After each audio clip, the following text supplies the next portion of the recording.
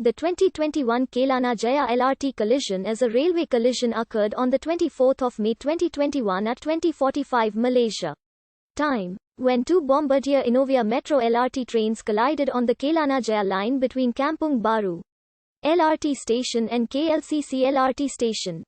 The accident injured 213 passengers, including 166 minor injuries and 47 serious injuries.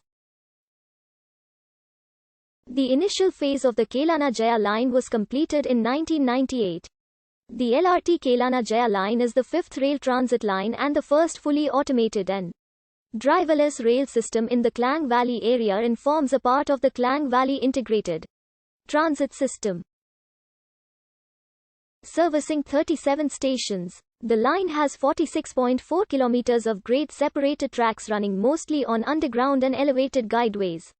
Formerly known as the Putra LRT, it is currently operated by Rapid Rail, a subsidiary of Prasarana Malaysia. The line is named after its former terminus, Kelana Jaya Station. The line is numbered 5 and colored ruby on the official transit map. The section on which the accident occurred is underground and was part of an extension to Gombak LRT station which opened in 1999. The line uses the Bombardier Innovia Metro system, which is a driverless LRT that operates using grade of automation level 4, was undergoing a test drive and being manually driven. The trains involved are a 4-car Bombardier Innovia Metro 200 built in 2009 and a 4-car Bombardier Innovia Metro 300 built in 2017. An initial statement from Dang Wangi District's Police Chief, ACP Muhammad Zanal Abdullah, states that the accident was likely caused by a miscommunication from the operations center. Quote, "The train that was being tested should not have been on the same track with the train that was traveling from Gombak," he said, adding that the case was being investigated under Section 201 of the Land Public Transportation Act 2010. Transport Minister Datuk Seri Wikash states that the accident is the first of its kind in the system's 23 years of operation.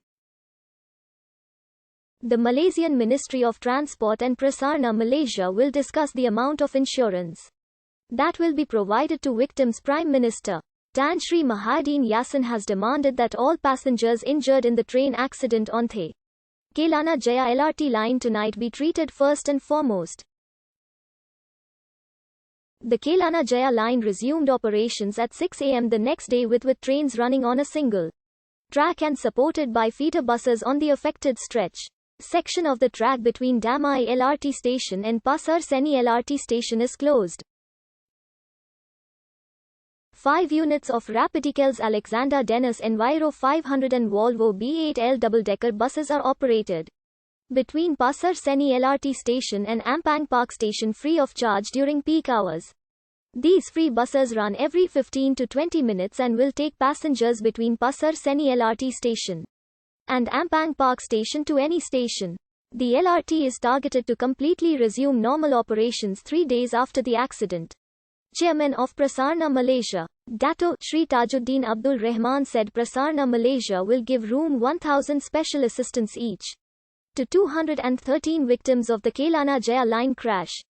At a press conference held the next day, Tajuddin further stated that Prasarana will cover all victims' medical expenses till they are discharged. Following the reduction of train frequencies, the LRT service became more overcrowded due to the lower frequency. This sparked dissatisfaction among netizens over concerns of social distancing practices as the nation has continued to see a rise in COVID-19 cases. Preliminary investigations revealed that a train had stalled at a station while under automatic operation. In an attempt to get the train running again, the operator allegedly assumed manual control but instead of continuing southbound, reversed into the empty train behind it which had been returning to the depot. This Malaysia Rail related article is a stub. You can help Wikipedia by expanding it.